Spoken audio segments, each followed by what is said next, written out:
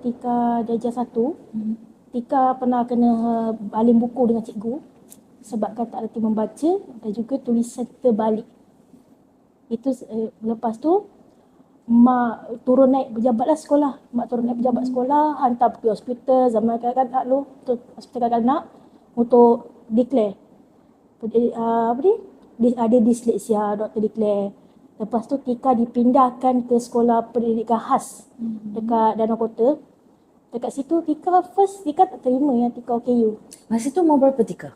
Tak salah Tika darjah 1. Darjah 1. Masa tu sebelum darjah 1 tu Tika ada perbezaan ataupun rasa lain? Darjah 1 tu sebelum darjah 1 tu tadika tu cikgu tak perasan. Tapi masa tu kita tak tahu pasal aware about this. So kita macam rasa macam normal je. Main dengan kawan-kawan normal, semua normal. Cuma bila belajar tu je yang berubah. Daripada segi situ. Masa penulisan tu baru dapat tahu lah. Masa penulisan dengan baca. Okey.